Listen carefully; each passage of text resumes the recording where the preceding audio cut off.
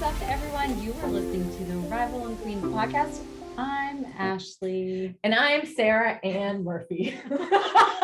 I'm Ashley Elizabeth Kiel-Bratowski. I don't think we've ever covered our middle names in the podcast. Now people have them. They have all of our informations. Next,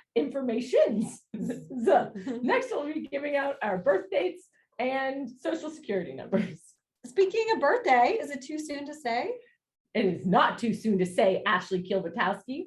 We'll give it away who our guest is. It's Tareq Hadhad from Peace by Chocolate. And it's his birthday. Happy birthday. Yay. We love this. I just hit my mic. But before we get into Tareq, our wonderful guest today, we've got so much to talk about. We're in a mood today too. I feel like the vibe is high. And I keep breaking into song. And we're happy. The vibe is high. And that's the title. It's Blondie. I love that. So fitting, Sarah. Which is also funny because, as you all know, karaoke is my biggest fear. So here I am singing my heart out. There must be something in the stars and the moon.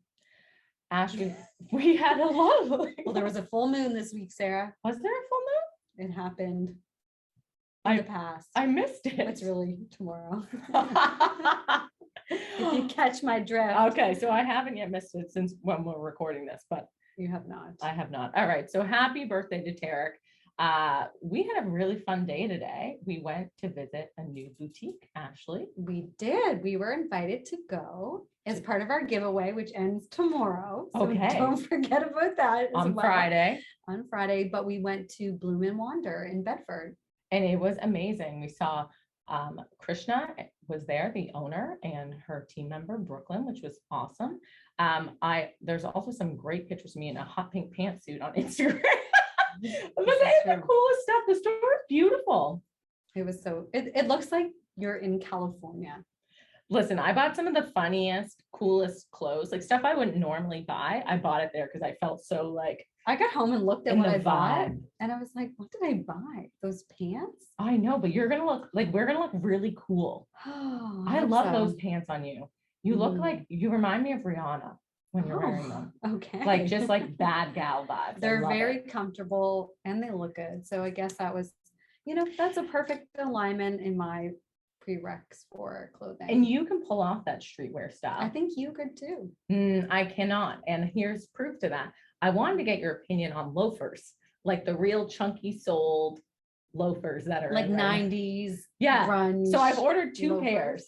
Do you think I can do them? I don't know. I don't know either because I couldn't, just because they're not my vibe. But maybe if I tried them on.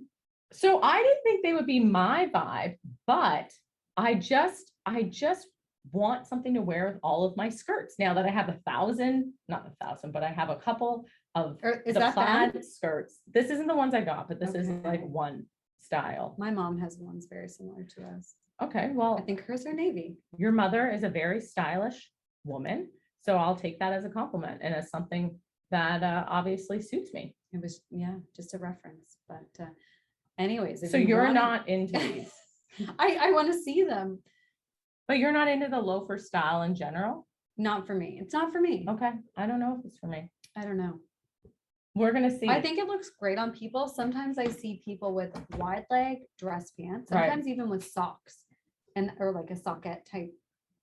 So I'll also tell you, I've purchased a bunch of ruffle socks. Okay. Oh, okay. She's not loving these things. No, but it just goes back to the preppy vibe. I know. I have to tell you. Yeah. The season of like fashion that we're in right now, I'm not even that into trends ever, but the season of fashion that's going on in the world right now is like made for me. It's like all of my vibes in one. So I'm just leaning in hard. There you go. All right. So that was.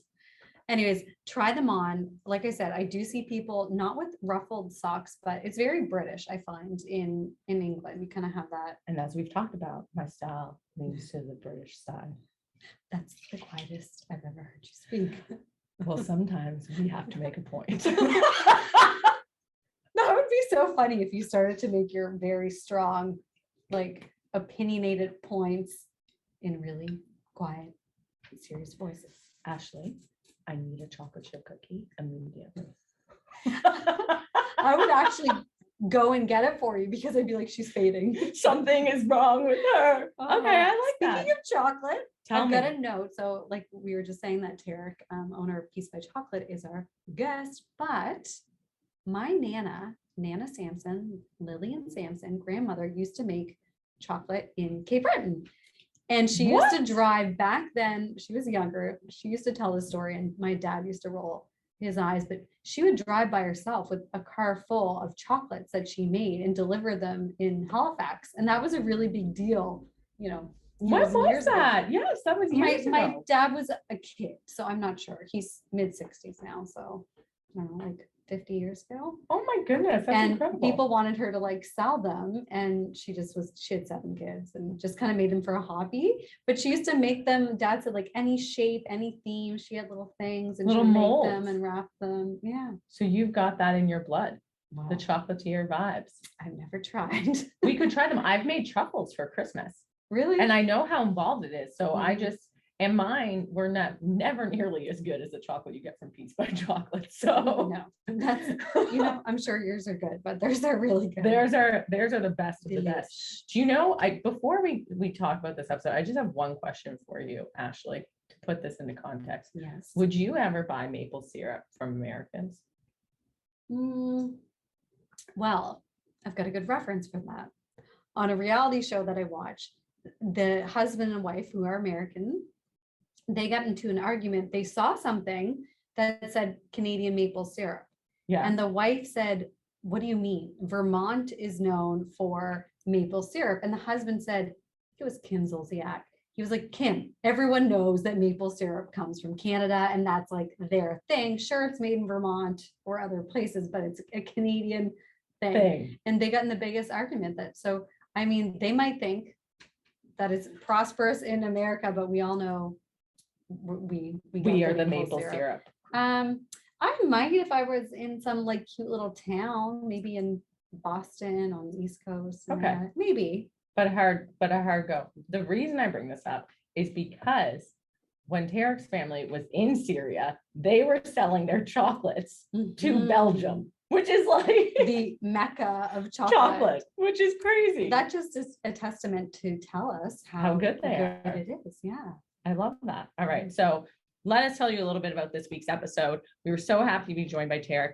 He shares with us his family's journey from Syria to Canada and really the experience of going from prosperity to nothing to then having to totally rebuild.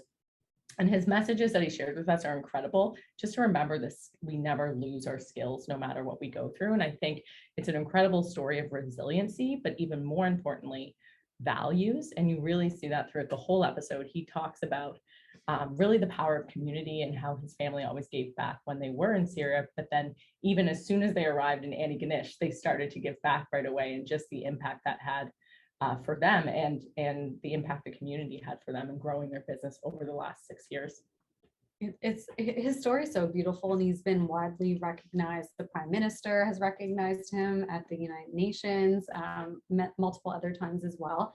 And it's just so amazing to hear his story from start to finish. Like you said, Sarah, like they went from having a beautiful life to suffering so much pain, like ripping everything away from them that they had, and then rebuilding. And now they've built something so beautiful.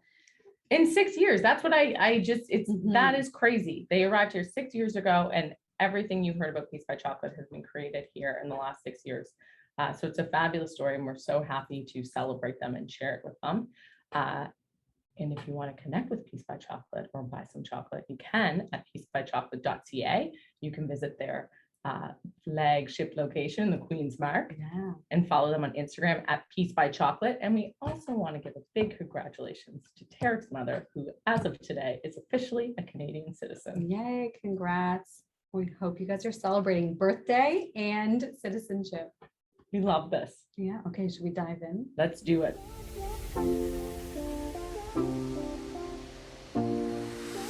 We're so excited. We are huge fans to have you here with us, Tareq.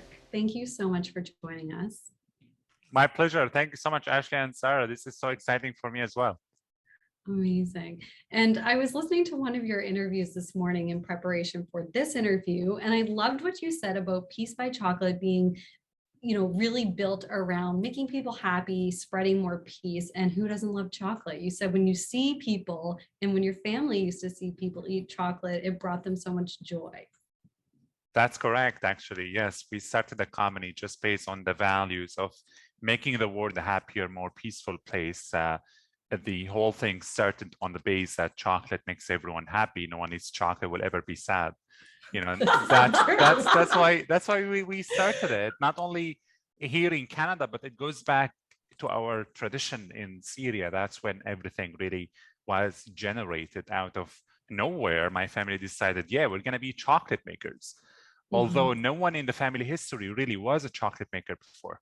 So the whole idea just started based on the world can use more happiness. The world can use more peace. The world can use more of these values that brings us together as human beings instead of focusing on what divides us. Our differences can be a source of strength, and we share a lot in common as human beings, more than what really kind of separates us. So yeah, the company and the brand and the chocolate is just a vehicle, an ambassadorship for our values that we use every day to connect with people. And at the end of the day, the world needs more peace. Everyone loves chocolate, peace. That's how we call the company Peace by Chocolate. We feel it's the perfect marriage. It is. I love that so much. It makes me think of sad movies and stuff too, when people are being broken up with, or they're having a hard day, but they're eating chocolate or eating junk food just to stay more cheerful. Absolutely. And chocolate always helps in a lot of situations. Everyone eats it for many reasons, but the main reason why people really eat our chocolate is because they said they appreciate listening to the stories. Someone who came to Canada just recently started a new business and contributing to the community, and it just brings them joy as well. I think making good products is one pillar of our business. The other pillar is making happy people, happy community, and contributing much to the country that we call home now. Well, and you've done so much of that in such a short period of time, because you just came here 6 years ago. Is that right? That's right. Yes. Which is crazy because you're so recognized all across Nova Scotia, of course, but also all across Canada. And I just was putting into context this morning. I was like, you've arrived 6 years ago. First of all, you weren't a chocolatier to begin. That's right. So we're going to get into this whole story, but you've arrived 6 years ago. You've now got a factory. You've got shops. You have a movie and a book, and there's a clothing line. I always see in the shop now. And I have to give a shout out. They also have the best chocolate chip cookies in downtown Halifax. So these are a lot of things to accomplish in 6 years, Tareq. And that's why we were like, we need to hear your story and hear you kind of share with us. And I think also what we don't appreciate sometimes as Canadians is we have grown up and we're so fortunate to live in this country where we don't have to have this we haven't had these situations where we have to flee our home or something like that. And I think for you, it's so important to share that story and for us to understand kind of really how you've recreated your life in such a short period of time and the impact that you've created in Canada as well.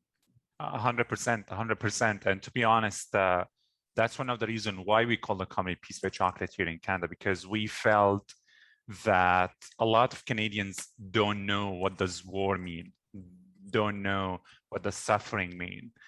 So many Canadians take things for granted because they were born and they found themselves in a running system that is working for people. You will find electricity, you will find food, you will not have to worry about much. You have kind of a routine in your life. The basics are met. So now you have to focus more on building a bright future for yourself and your family.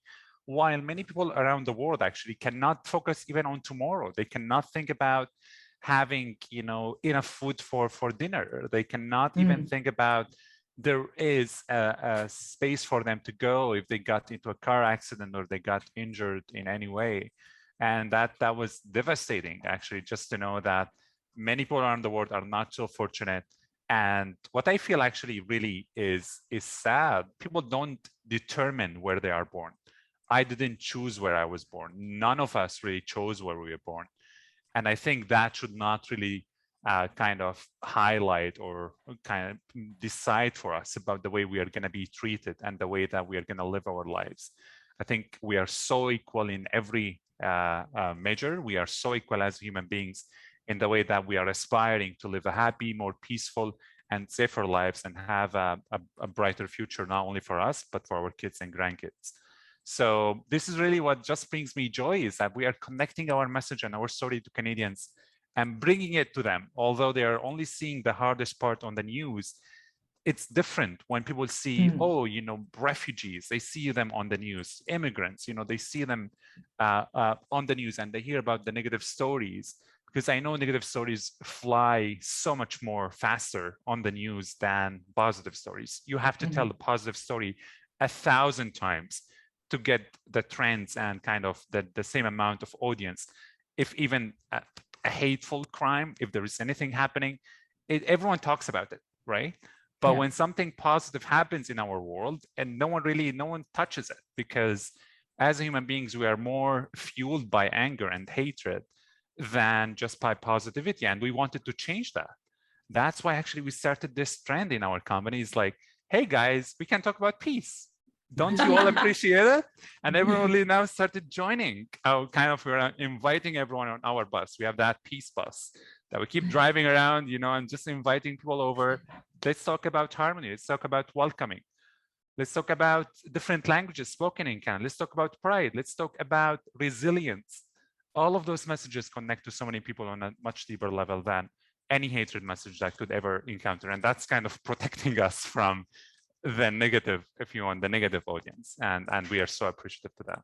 Your message is so positive, and you're such a role model for not only like Canadian citizens, people that want to come to Canada or just have arrived, and also just any entrepreneurs, because your story is just, it's such a beautiful, heartfelt story. But I know it wasn't always great times for you and your family. You were really forced to leave your home and your country in Damascus, Syria, to come to Nova Scotia for now a better life. But what was kind of that journey like before you made it here in Canada? I would say that we have lived on two phases before coming to Canada. The phase one, which was the prosperity, the time when our family had everything, or we thought we had everything. And then the time of total loss. We had nothing. We had absolutely reached the bottom, the lowest of lows, where we even couldn't really think about, are we going to stay alive until tomorrow? We actually reached that phase. So talking about, you know, building up to success, the prosperity in Syria, when our company started around 35 years ago in downtown Damascus, when my father, he just graduated as a civil engineer. He didn't want to do it anymore. He just wanted to do something different. And he went to my cousin's wedding, and he went back home and he said, well, you know what? I'm not going to be a civil engineer. I want to do something different. And he told my grandmother, chocolate is the way to go. And she said, why? He said, because he can see himself as not a civil engineer, but as a happiness maker. And he really, you know, built a lot on that. He really kind of came up with the most delicious chocolate recipes, I think, in Syria. And I'm biased, yes, because I totally loved it when I was growing up. And my family really were contributing a lot to the community in Syria in many ways. Beside the business, there was a foundation led by my mother and the family. And part of proceeds were going to a lot of hospitals, children's hospitals, and in many ways giving back to the community, especially for those who were less lucky, less privileged, less fortunate than us living in Damascus. Because if you go out of the main city, Damascus is one of the, if not the most oldest city in the world. Especially, you know, goes back to 12,000 years ago, BCE as well. And just growing up in that environment and focusing and reflecting on the heritage and civilization that was started there has just given us a lot of motivation. When I was growing up, when my father, he always shared his pride with my mother as well, growing up in that environment, you know, kind of safety, peace, having everything that we needed. but we knew that other Syrians, they didn't have much. So we wanted to share. And they always say that if you are successful, it's your responsibility to lift others to success. You cannot keep all of that yourself. It's our responsibility as human beings to share our success with many other people around us, right? And that's really what my father did back home in Syria. So the company was growing quickly in Damascus. In 2005, it was kind of selected as the one of the top 2 actually chocolate companies in the region. It reached hundreds of employees by 2008. Imagine the chocolate company in Syria exporting chocolate to Belgium. That is insane. It's like, it never really happened. And it was remarkable. We were shipping chocolate from our company in Syria to Belgium and many countries around the world that really didn't need chocolate anymore, but they were interested in the recipes and the uniqueness and how remarkable the company and the idea was. And that's really what my father and my mother worked on so hard. They built that factory with blood, sweat, and tears. They spent a lot of time focusing on distribution, focusing on good company, on stronger team, learning a lot about the trends in the market because it was changing a lot over time. And we have seen the recent changes certainly happen within the more focus on fair trade, ethical source, which is amazing. Not too many people talked about that before 2010, but there were many other trends that in the market at that time in Syria. So that was really kind of part of who we were in Syria. Although I was not involved in a business because my focus was on my medical studies. I got into med school, and that if you're in med school, you really don't have any time to do anything else. This is like your full-time thing.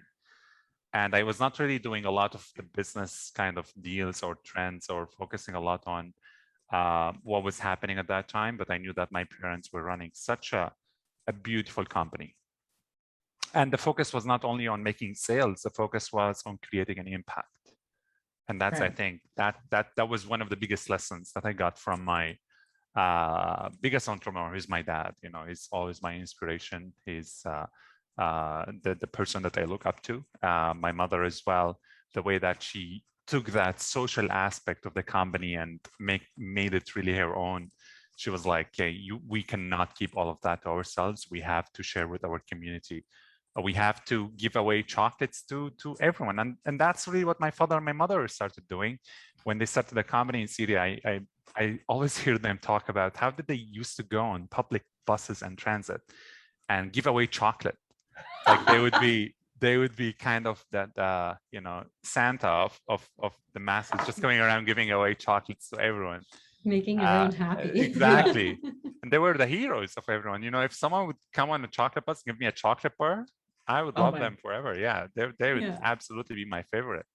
So that's really how my family was growing up, in that mentality of community, social cohesion, giving back and contributing. Because you cannot run a business on your own. First is you run a business because of the people. It's all about the people, whether they are your team, your family, your supporters, or they are your customers, right? Mm-hmm. It's always about those. Until 2011, to be honest, when everything changed, the business kept running as processes were happening, deals were made, until the war started in Syria after the Arab Spring, when people were protesting the regime and dictatorship at that time. By the end of 2011, the war reached most of the country. 2012, the war reached Damascus, the place that we were living in, the neighborhood that I grew up in, spent my entire life there until we had to leave at a certain point in 2013. And then the whole idea of leaving your homeland started becoming a reality. When someone would come to you and say, hey, do you see yourself traveling 10,000 kilometers away of the place that you were born because you are going to lose everything? You tell them, no, I'm probably not going to leave my place. Probably I'm going to travel there for a couple of years if I want to try it, but I'm not going to leave it behind because I know that I have everything. Mm. And that was exactly how we were thinking about it, until it was a blink of an eye when we woke up one day and like everything was gone. We lost our house, the entire building that my family were born in, and the entire building that had all of our history, all of our beautiful memories, all the birthdays, anniversaries, newborn babies, baby showers, all of that kind of stuff was all gone. 2013, it was the year that really kind of destroyed a lot of our tradition, killed a lot of our family members. Many of my family members were arrested. And it was pretty hard to imagine how the world can get so ugly in just in a blink of an eye, to be honest. At that time, we lost our faith in humanity. We thought that this is the end of the of our lives. We were counting down to death at many moments, and in many instances, we just said, yes, there is no tomorrow for sure. So, you know, from having that prosperous life, having a successful business, kind of having everything that my parents were able to bring to me and my siblings, and kind of being an inspiring physician from a family that believes in humanity and giving back. But we knew that in one moment, we had to leave everything behind because we didn't want to become numbers of the victims on the news. It was a certain point when people didn't ask about the names of those victims. When you were watching the news here in Canada, people were like, 200 people were killed in Syria. No one really mentions their names. You know, CBC or CTV or CNN, any of those news channels, they don't tell you who these people are, right? Because you only hear the number. And it just didn't make sense for me and my family to become one of those numbers. And we were saying that we were born for a much bigger mission than dying in a war that we didn't want to become part of. We have so much goals, we have so much purpose, we have so much determination and kind of drive within ourselves to make the world a better place. Since I was born, my parents were telling me about this. And we were like, we're not going to die in this war. We have to save the family. And that's when we decided in 2013, we're going to leave Syria. Although no one was born to immigrate, no one was born to become a refugee. All of those refugees and immigrants that you meet and you see every day are human beings who wanted a normal life, ordinary. Some of them wanted extraordinary lives, but they're like each and every single one of us. And they all really just wanted to save their families. No one was born to immigrate or become a refugee. It's not a choice. It's not a decision. It's not a life goal. It's something we were forced to live. So in 2013, we became refugees in Lebanon. And that's when the reality hit hard that, hey, we are not Syrians anymore. We're not Lebanese. And we just became the nobody. And becoming that nobody with no identity and no sense of belonging, a kind of harder than death. It's absolutely tougher than losing your life to the war, to be honest. So that's why I kept pushing hard towards giving back. How can I help? And I shifted my mindset from playing the role of the victim to playing the role of victor. And I'm like, the war did not kill our talents or our skills. We still have it. And this is something that you don't lose, right? Whatever you face in your life. And for example, the pandemic, people say, oh, we lost our jobs or we lost a lot of time, you know, we were stuck there. And I'm like, but you still have your skills, you still have your talents, you can rebuild, right? This is something you don't lose in a crisis. If you are alive, then you can do whatever you are learned or you were taught or whatever your mission was. You can continue after that crisis mode just kind of vanish or disappear. So in 2013 until 2015, we were refugees in Lebanon. We did not have much. We were kind of hiding from place to another because we were always targeted for arrest after we crossed the border. And until I made that application to travel to Canada out of really nowhere, just it came out, the opportunity came out out of nowhere after I met a cab driver who told me about Canada, and I applied. Absolutely didn't know that I'm going to be accepted. It was the most surprising turning point of my life. You know, when your life is going into a path and then you have a barrier, you have a block totally, you can't do anything, can't go anywhere. And then kind of Canada just opened that door. It's just like, welcome home. And that's when I felt, and that's when I felt that, yes, we have another chance. And it's kind of, you know, we got that second chance and we said, we are gonna make the most out of it. We are going to do whatever we were born to do. We are going to rebuild our company. We're going to bring our family to safety. And we are going to thank Canadians in our own way, because many other countries closed their doors in our face, when Canada was the only country really to keep that door open. And that's really how we ended up here. And to be honest, I didn't know anything about Nova Scotia before coming here, because the only thing I knew was I landed first in Toronto after a 14-hour flight.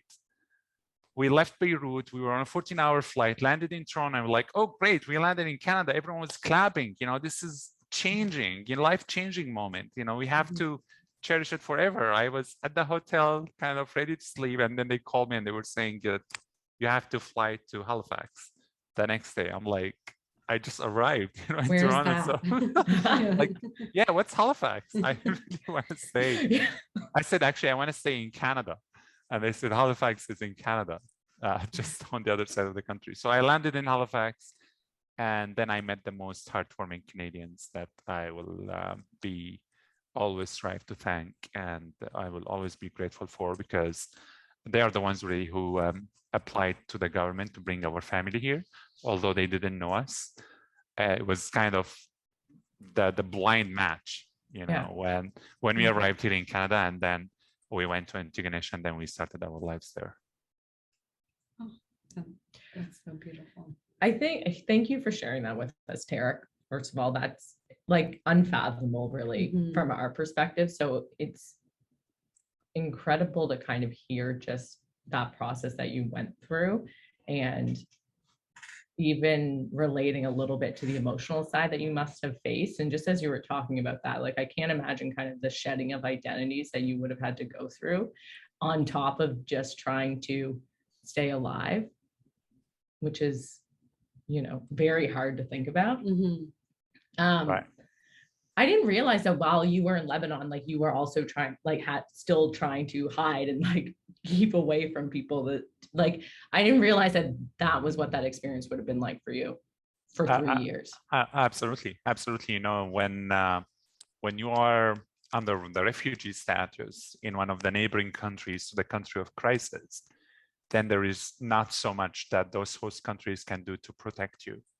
Right. And Lebanon also didn't sign the refugee treaty for refugee protection. And that was one of the reasons why we were not even recognized as human beings. We're just kind of waiting there on that and on the land of that country. And they were trying to just get us back home. And to be honest, I found many amazing, kind Lebanese people there who were able to support and help us to survive the 3 years, because without that kindness that's inside each one of us, we wouldn't be able to do anything throughout any crisis in our life. So I'm always grateful. I'm always, also by nature, I'm positive. Like I always see that, you know, there is nothing that can really destroy us as long as we're alive, that we can rebuild, we can form new connections, new relationships with the people around us. We can make an impact. It doesn't matter how big it is, but we can always really strive for change and make that positive impact in everyone around us. So I'm a huge believer in that. And when we were in Lebanon, it was kind of our mission to don't sit down and complain. Don't sit down and complain. We were digging down and we were trying to find a solution on a day-by-day basis. Although the hardest reality is my siblings were out of school for 3 years. And my father, my parents, they were not able really to do anything. They were not able to restart anything or a business. That was really the toughest part. But then we were all kind of volunteering with a lot of organizations to help other kids get into primary and secondary healthcare centers. I was doing fundraising, you know, I was contacting organizations all around the world. I was doing some work with the United Nations and the WHO. Their central office in the Middle East is in Beirut. So I was doing a lot of work there with them, connecting many healthcare agencies. I'm like, you know, I'm not gonna sit down and just say that I lost it, because life is giving us always chances, you know, every day there is a new chance. So I was using that, taking advantage of it. And that's how really I got to know a lot about, you know, many Western countries. And that's how I applied to go to Portugal, to Spain, to Sweden, to Germany, to New Zealand, to Australia, to the US. Imagine I applied to go to the US. That's like before all the past 5 years. But I also applied to come to Canada, as I mentioned, because of that cab driver, but it was not an easy journey. At the end of the day, I am grateful for it, but it was not easy for sure.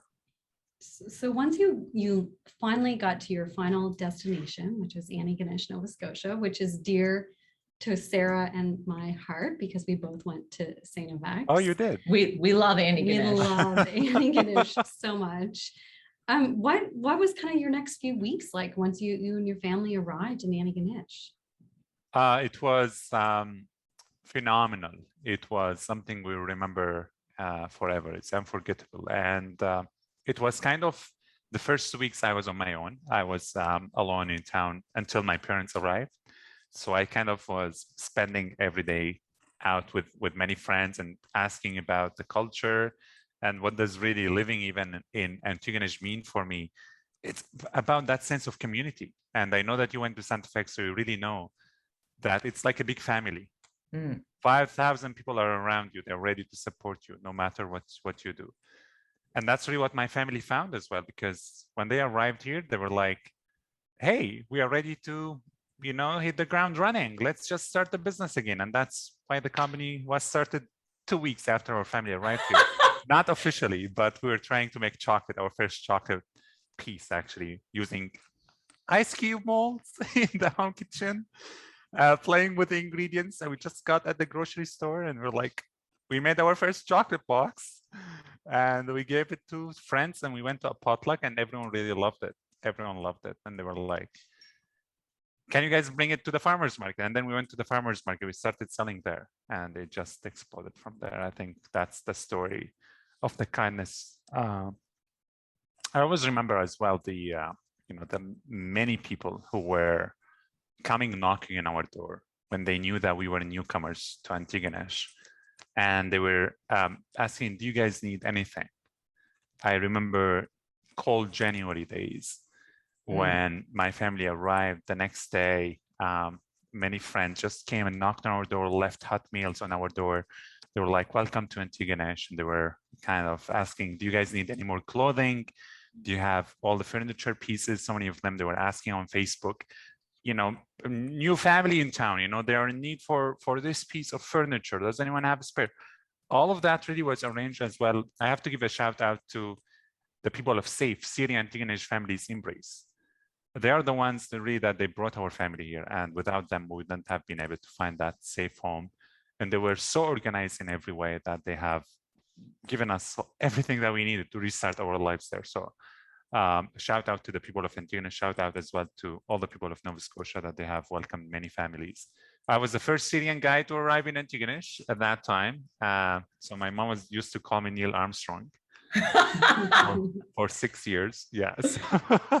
And then my family arrived and now there are almost 100 Syrians between Antigonish and the county. Oh so my gosh. It's really amazing. The community is just growing so quickly.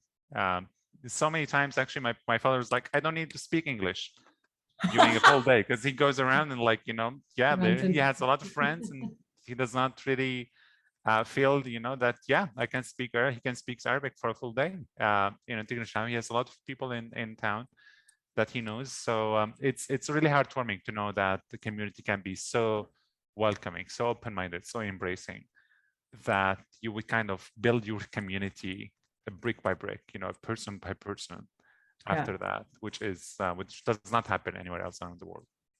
I was looking at Sarah. I don't know if you noticed, but I was like, I'm literally getting goosebumps on my arms when you were telling the story. Oh, we love Antigonish. And I did read that you guys decided to give or donate your proceeds when you first started your chocolate business back up in Antigonish to victims of the Fort McMurray fires. What was that decision like? Obviously, there was a connection for you guys understanding what those people must be feeling at that time. 100%.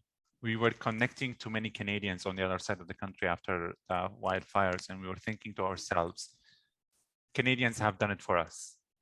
Canadians have done it for us, and now it's our turn to do it for them. Many people around the country, they were rallying around the people of Fort McMurray, trying to help them.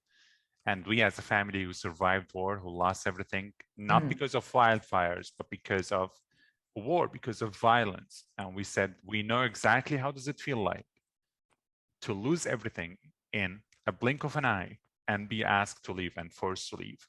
So we started that campaign in 2016 to donate all of our profit at that time to relief efforts, Canadian Red Cross, and many newcomers across the country joined our mission. And there were tens of thousands of dollars that they were donated to that campaign afterwards. And it was so heartwarming, great to see the impact that not a business, we call it a cause. Yeah. The impact that the cause can do. In many ways, many big corporations don't really care about social causes. They just drive their business by their financial statements. They do not think, or maybe they watch the news and they just don't really think that their business can make a power, can make an impact. I think businesses are platforms of leadership. And every one of us should use that platform of leadership to make that impact in their communities, no matter how big that impact is. But I think we were lucky that we were selling in a couple $100s at the farmers market. We created that campaign that contributed tens of thousands of dollars to a great cause in 2016. And that's when actually the formal name of our business came through, Peace by Chocolate. It's like, peace can come in many ways. Without peace, no one can go to work. No one can go to school. No one can have a safe home. You cannot raise kids. You cannot have a family. We cannot do this recording without peace. And chocolate is a product of happiness. So we just connected both of them actually after that campaign. And we felt that there is a huge resonance with many Canadians and many people around the world. And we were so lucky to be able to open our first chocolate factory, which is like, it was a really tiny place. It was like 12 feet by 16 feet. But the simplicity of it, the symbolism of it, it was built by the community. Right. Carpenters, electricians, business counselors, everyone came and they were trying to help and support us. And that's how it was built. It was just as I call it the symbol of humanity and kindness. And we were so lucky to call that place our chocolate mansion. When we first opened it, and it kind of was on the news in every country. We got, I remember after we made the opening in August 2016, a very really kind of formal website in the US, very famous website called Upworthy, had taken a video by CBC Nova Scotia, and they published it on their platform. And it gained more than 2.5 million views in 24 hours in the US. And then it just kind of went all across the world. And then we were watching the news in September, the month after that. And then the Prime Minister was talking about our story at the United Nations in a speech. We had no idea about it. No one really told us anything. We're just kind of watching the news like every day. And then my phone just didn't stop for 3 days. Everyone was calling us from around the world, actually, kind of asking how can they buy chocolate, or they were saying congratulations. It was absolutely incredible. And then I think it was kind of the thing that has elevated our business to the next phase. That's when we opened our website, and kind of we had to shut it down after 3 hours because we were not able to fulfill our orders. Oh my God. There was a lot of stuff happening at that time. And many people were even driving from all across Atlantic. And I'd say so many people they were driving through Nova Scotia. They stopped by, they dropped flowers or signs or cards. They mailed cards to our mailbox. And I remember the Canada Post guy was like, I have this batch of you. And he had that giant bag with all cards in the mail for our family coming from all across the country. All of them were saying, welcome to Canada. All of them were saying, thank you for starting your lives and thank you for what you are doing to the community of Antigonish and Nova Scotia, which was remarkable, really. So I didn't realize that was a surprise for you. It was. What were you thinking in that moment? Were you like, was your mind? It was like, yeah, absolutely. It was like, we didn't know that using our voice, because I was also focused a lot before on telling our story to everyone. I'm a believer in sharing your story, not not because people might not be interested in it until you share it, but because it's my responsibility as an immigrant to this country to say to Canadians, thank you for welcoming us. Thank you for even not ending the welcome at the airports, because it continued with us every day after. This is what I'm going to do. This is our skills. This is what we brought to Canada. And we are always really kind of welcoming feedback and anything that you can offer to kind of support our business. And that's really when people started being part of the cause and the business. So when I watched the news, I knew that this is not only going to inspire people in Canada, but around the world.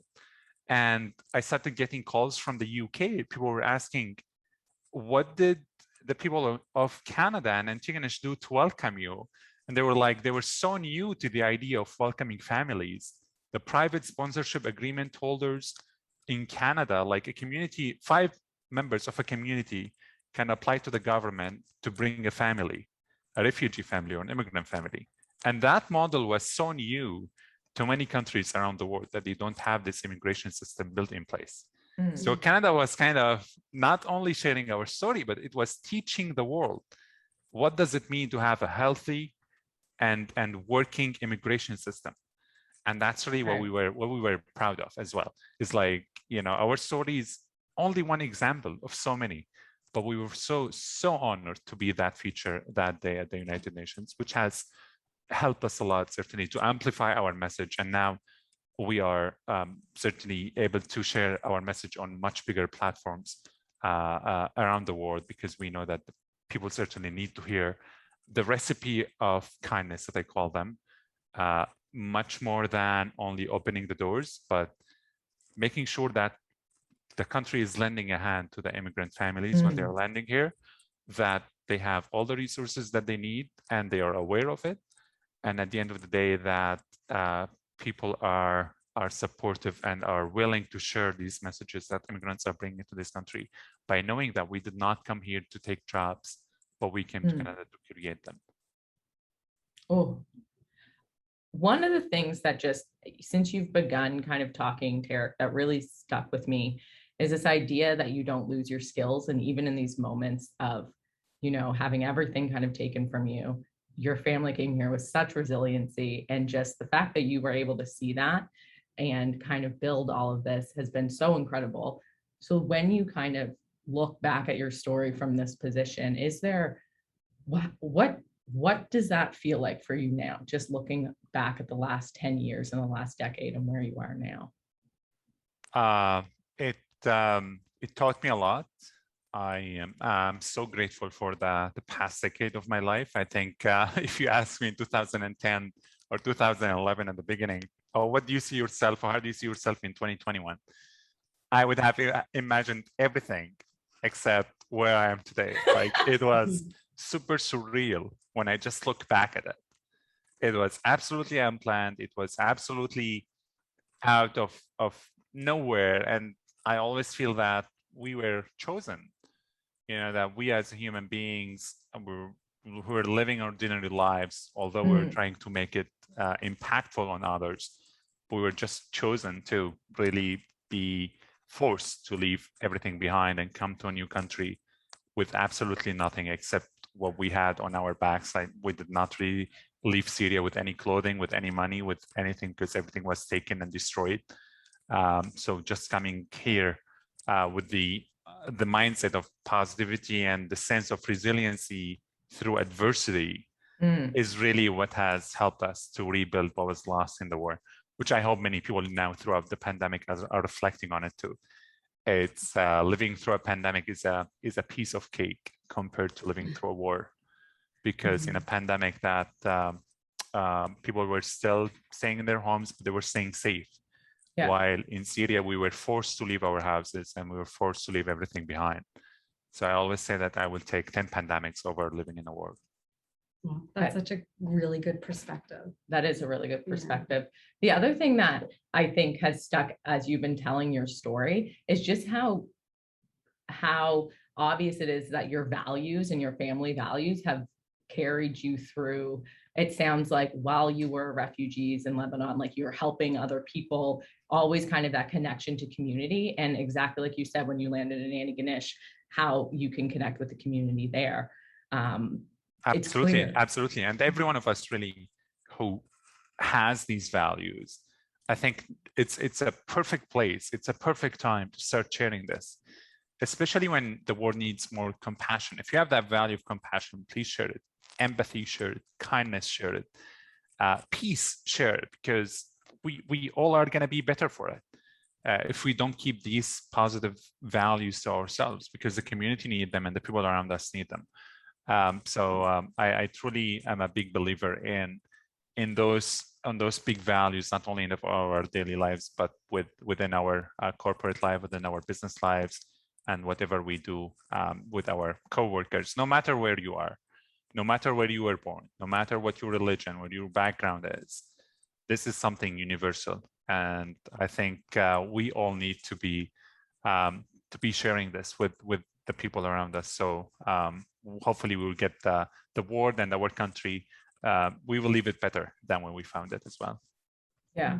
So many beautiful messages and takeaways, Tareq. Like your positivity. I'm like, I want to work at Peace. I want to be part of this company and team, because You're hired. you have so many beautiful values, and you just seem like such an incredible human being. And we appreciate you being so open and sharing your story. And we're happy you're here in Canada. I have another question. When you came over, was there any when you got here and knew you were coming, was it ever in your mind that you were going to go back to medical school or become a physician, or was going into the family business was that it? I'm not going to burn the movie, actually, but this is kind of the plot of our movie. So it's kind of, I come to Canada based on a scholarship to continue my studies. And then I'm faced with all the challenges that immigrants face in this country in getting their credentials recognized. And that was certainly a huge kind of barrier for me to go back to the things that I loved. I was a passionate physician on my way to finishing my studies. I did not finish in med school in Syria.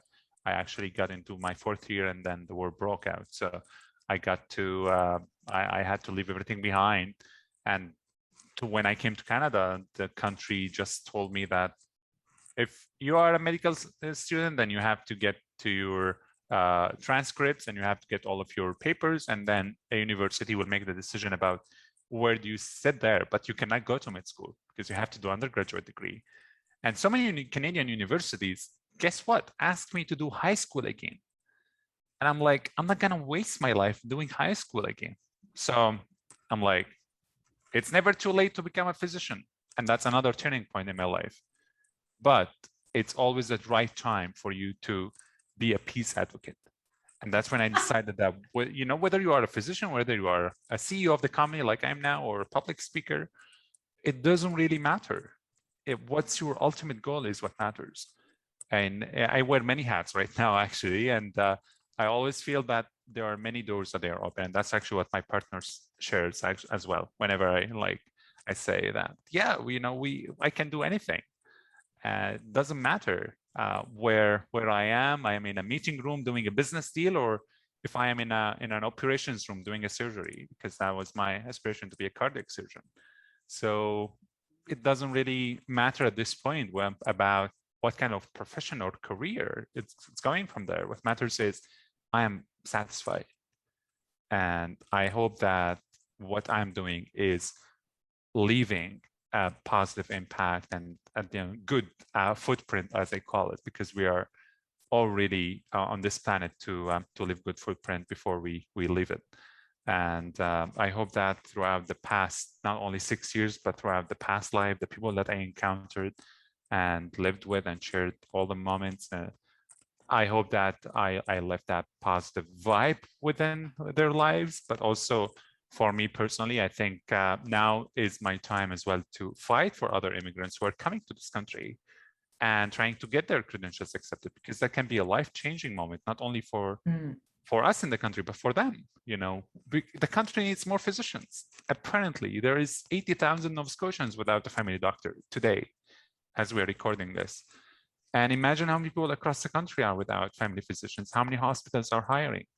Many people now are just struggling to find healthcare workers. So I really hope that this country can learn that. We are bringing 300,000 on average, 300,000 immigrants per year to Canada. Let's make sure that people don't have to start over from scratch. Let's recognize that they come here not empty. They have skills, they have talents. Let's get them into what they want to be. I think that goes back to your message about these people have skills, but also that becoming a refugee isn't something that you choose, right? Like 100%. they aren't.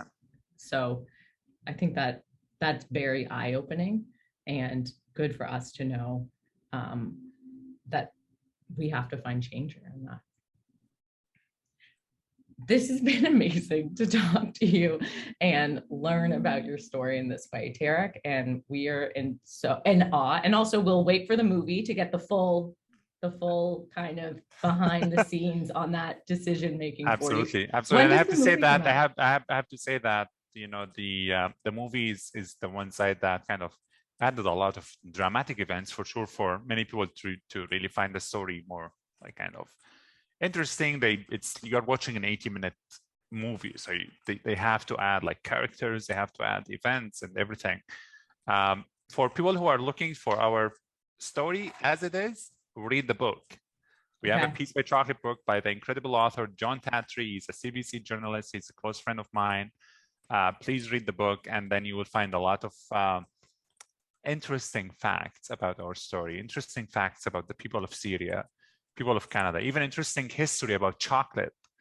If you are a chocolate lover, which I'm sure you are, because we are all, make sure you read the book. I really highly recommend it. The movie will come out later this year. It's still in the film festival circuit across the world.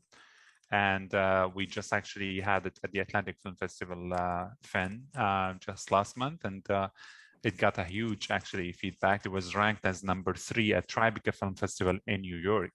Huge. So imagine all of the movies that came out there this year, we were ranked #3. So it was absolutely amazing. I'm pretty sure that people are going to watch the movie and will start saying, you know, this happened, this did not happen. At the end of the day, the message of the movie is to make people aware that immigrants don't come to take, but they come to contribute. And I also want to make sure that Nova Scotians are celebrating their warmth, their kindness, their welcome after they open the doors for our family and many other families. So I really hope that more people will be excited around the world to come here to explore this part of the world after watching our story. And what really brings me joy, many people in Antigonish right now even come to me and say, I moved to Antigonish after I learned about your story. And this is so big. Like, you know, we are changing the lives of people. One of the major hotel operators in Antigonish, he said, I sold everything where I was, and I moved to Antigonish after I knew the kindness of the people of Antigonish, after they welcomed your family. And this was absolutely incredible to listen to him, because then I knew that people are watching, people are listening, people are following. And now we have to take this leadership that we have built throughout the platform, not only by selling chocolate, but hopefully by inspiring other communities to be more welcoming and more open. Beautiful. Well, we will share a link to the book in the show notes for this, and Awesome. We'll be ordering our copies after this. Or go to the local shop if you're here. Oh, yes. Yeah, absolutely. You may be able to get a signed copy. So oh, there you go. There you go. All right, I'm going to the Peace by Chocolate in the Queen's Mart. I love your signed marketing so much too.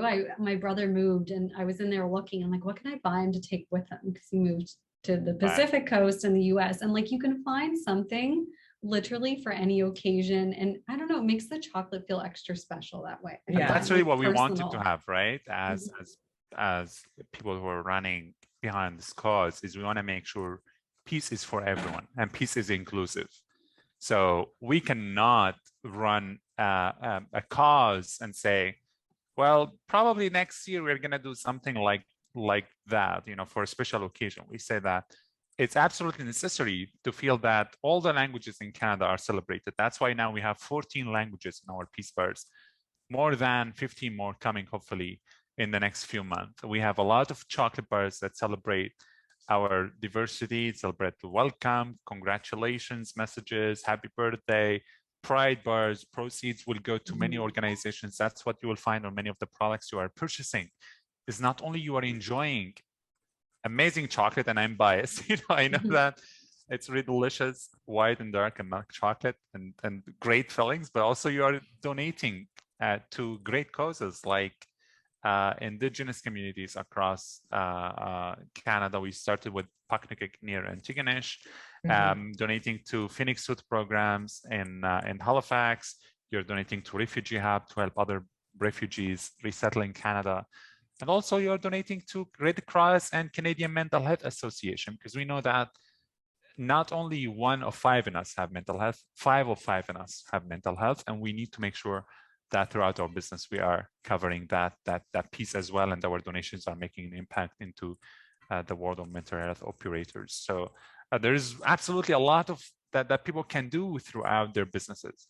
And I just given you what, 5% so far, and so please learn more about how can your business, if you are listening to this, make sure that your business is doing the right things by making meaningful partnerships with organizations, not-for-profit people in your community, because those are the backbone of our societies. And without them, we wouldn't be able even to have a business or to have a country as a whole. That's such a good message for entrepreneurs and for all of us. Like, there are ways that we can all contribute to our community. And I think it's incredible to hear your story and just the impact that community can have to change someone's life, but the impact that you've gone on to have in the community that you're in and across Canada for so many people. So that is a very good reminder. And it's really humbling to kind of hear you talk about that at the core of, like, that's the core of your message, people is to help others. Absolutely. And that's really what kind of is helping us right now to scale up in the business. And we started in the humble beginnings in Antigonish, in the old factory that now turned into the chocolate mansion, and then it turned into a chocolate shop now, actually just below the hospital in town. And we moved to a factory that now we are doubling our space. We're still in Antigonish. The headquarters will always stay in Antigonish. We are always there to give back to the people of the town, the people who help support us come here. So we opened a flagship store in Halifax just earlier this year on the Queen's Mark, and we are planning to expand across the country as well. But also we sell to more than 1,000 stores across Canada right now. We are also expanding into the export market into the US and many other countries around the world. And we hope to see more Peace by Chocolate as well, branches and stores and products coming soon. But imagine this. We started a company with 1 product in 2016. Now we have over 160 products in the company in less than 4.5 years in business so far here. So I really hope that that we can keep the momentum going for our mission, because we are not only running a business for ourselves, we're running it for the people with us, for the people behind us, for the people around us, and it's absolutely enjoyable to be able to contribute as much as we were honored to do. So I really hope to see Peace by Chocolate as one of the top chocolate companies in Canada within the next few years. I am a huge believer in Atlantic Canadian products. I am a huge believer in our ability to share our messages and our products with the rest of the country, and hopefully the rest of the world soon. And actually, by the way, if you are listening to this as well, you have to Google Peace by Chocolate products in space, because we send them to the International Space Station. I'm not sure if you saw the picture. No, Absolutely. And look this up. It's actually went with NASA with their mission in 2018 with Dr. Andrew Fustel. So he opened the chocolate box at the International Space Station, and chocolate was floating in space with 0 gravity. That's amazing. all over the chocolate. spaceship. Yeah, exactly. Yeah. So see the maple leaf that we made. These were the first chocolate molds that we created. It's kind of the maple leaf. We're like, the best way to integrate is to create the shape that means the most to Canadians, which was the maple leaf, which was actually filled with pistachio, our favorite filling. So roasted want pistachio chocolate so and bad. hazelnut. So I have to say too, Tareq, that when I moved into the Queen's Mark, we got a little box of Peace by Chocolate Oh, it's on lovely. our counter from, obviously because you guys were coming into the building space, but it just made me so happy even in that day. You know, people are stressed out, they're moving, and just to like sit and Yes. have a moment and enjoy a couple nice Oh, pieces that's of lovely. chocolate. It's Yeah. a nice, that was a really nice touch. Chocolate Chocolate brings helps. us happiness. Yeah. Here you go. Great. Tareq, you're doing it all. Thank you so much for coming on with us. Before we wrap, we do have a couple of fun questions for you, but Sure. can you let us know where people can find you online and connect with Peace by Chocolate? People can find us on our website, peacebychocolate.ca, can contact us on our social media, Peace by Chocolate everywhere, and online as well. We are on some other platforms that people can certainly find us on, but mainly they can learn all of that on our website. We keep it up to date. They can find the locations and the information about the nearest place if they want to buy the chocolate.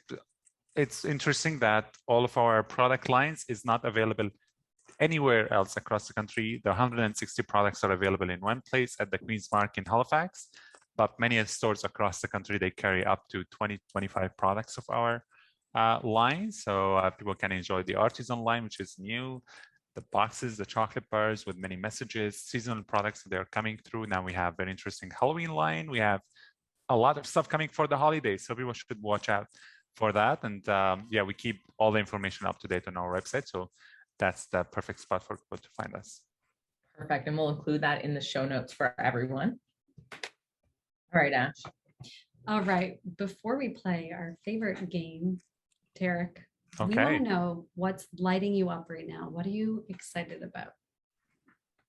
There's actually a lot that excites me right now. I am looking forward to my mother's citizenship ceremony happening in a few days. She will be the last person in the family to get her citizenship, and now we'll have a full house of Canadians. Amazing. Oh, Congrats. Yes, this is so big for our family. I got my citizenship last year, but my mother's and then my father and my siblings, they all got theirs. It got delayed because of pandemic, but my mother is really excited. I just saw her a few hours before this recording, and she was absolutely excited for it. She was telling me as well yesterday about what does it mean for her. So this is something that we absolutely celebrate every time in a special moment. So yeah, I look forward to that. The 21st, it's also my birthday. So she's getting her citizenship on my birthday. And yeah, there's certainly a lot of big milestones coming our way.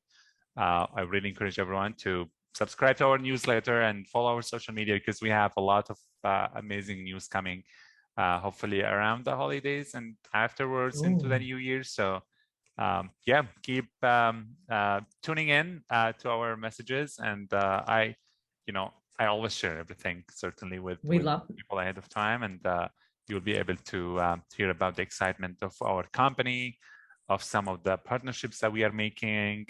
There's also some exciting news about other family members who are joining us here in the country soon. So there's certainly always something to celebrate in our world, which is very hard. Well, we have to give a big congratulations to your mom on her. Yes. Yeah, and a big happy birthday to you. We love this. This episode's going to come out. This is coming out on the 21st. Tareq. Oh, really? Here you go. The power of it's all aligned. Oh my God. It's all lining. Oh, yes, that's great. That's a good day for you. We can't wait for you all to be a house full of Canadians. That is amazing. We're happy to have you. All right, now we're going to play a round of Queenie Grands before we wrap, Tareq. It is our made-up game. It is very easy. All you do is pick a number between 1 and 138, and I'm going to ask you a question, and we'll all answer it. Okay, 1 until 138. Yeah. I will pick 39. 39. Yeah. I feel like we've had this one. Really? Ooh. I love this. This is a good one for you. Is it? If Make it easy. Make it easy. It's easy, don't worry. I will pay you with chocolate. This one is easy. If you can jump in a time machine, would you go to the past or to the future? I think I would live my present. You know, Oh. I love what's happening right now. There's a lot that I'm really grateful for, but always the future excites me for sure. I have learned what I needed to learn from the past, so now it's the time really to get into where I want to be. And the way that I see it always is, my life is like, you know, going through the mountain, and when I reach that summit, it's something that I keep looking forward to. Mhm. I might never really reach that summit, and I don't want to reach it because I always set new goals for myself every 5 years to every 10 years. Yeah. So there's a lot really that I'm working on. So the future keeps exciting me, and I always get motivated by looking up to my goals and kind of visiting them every couple of months, every year, and knowing, am I still on track? Is there anything I want to do more? Are there any more people that I can reach out to? Am I making everyone around me really kind of living up to their values and to their aspirations and to their purpose? And this is really what keeps me so many times thinking about, yes, the future is holding a lot to us. Yes. I love that. Ash, I like that you answer the present. That's my answer now too. Oh, can I pick the present too? Like, Yeah, we I can don't- all pick the present. I don't- Tareq's inspiring us. I We're definitely- breaking all the rules I now. definitely don't want to go back, and I'm not ready to go Forward. forward. And I think it's all about like the journey and the process, literally in anything, like whether it's work or your personal development, you want to learn from each day. You don't want to skip Yes. ahead. Oh, you've inspired us, We're Tareq. all here. We're all now. in the present. We love this. Ash, will you pick a Queenigram? No. Okay, Yeah. well, I'm going to assign one to you. 31. 31. All I right. don't know. The 30s are just looking 31. at me. So 31. I love this question. What is your most recent Google search? Oh God. So Tareq, we're going to ask you the same thing too. Oh God. Okay. This is a dangerous question. Always. I can tell you what mine is. Mine is looking for frilly socks. I want socks with a ruffle. Oh, on really? them. It's so stupid. My husband's birthday was this week as well, on the 19th, and I was trying to find him a pair of shoes. So it was looking up a pair of shoes that I cannot find. Oh, how about you, Tareq? Anything funny in I- your history? I was actually looking just a few moments before the podcast to the Halifax Burger Week. That is And also I was, open. oh really? Yeah. So I was looking at many of the amazing restaurants. I'm a huge burger fan, so I always try to make sure I am participating in this amazing mission. So Have you had any burgers yet? I did, absolutely. Yes, it was the best. Which ones did you like so far? I actually am I'm a big Beyond Meat veggie burgers, and I just love what restaurants are doing right now with all kind of the toppings that they were Yeah. adding. Everyone is making them their own signature as well, so they are not like following kind of a classic No. signature. They're all adding their own recipes and flavors, which really makes it exciting to me. So Oh, yeah, So, I've got some a lot. even have chips on them. I know we've been loving Burger Week as well. So, great. Oh, that's answer. awesome. That's awesome.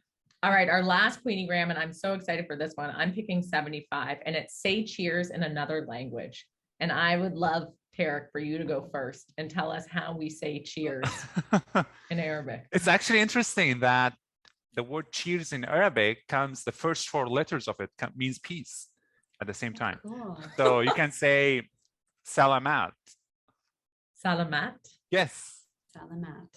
exactly. We would And drink, the word, we would cheers. yes, We cheers and the our word, water. and the word salam means peace. So Oh, we Here to you love guys. that. yeah, I think that's a beautiful way to end the episode. I think so too. absolutely. Thank you so much for coming on, Tareq. You've been such an inspiration for us, and we are just so happy to spend this time with you. No, Ashley and Sarah, thanks so much for having me. It's been a great pleasure, and I hope that I kind of shared something positive and useful to everyone who's listening and to you guys. So thanks so much for having me. I'm looking forward to our chat and maybe see you around the Queen's Mark sometime soon. Oh, definitely. Yes. Thanks, Tareq. Thank you.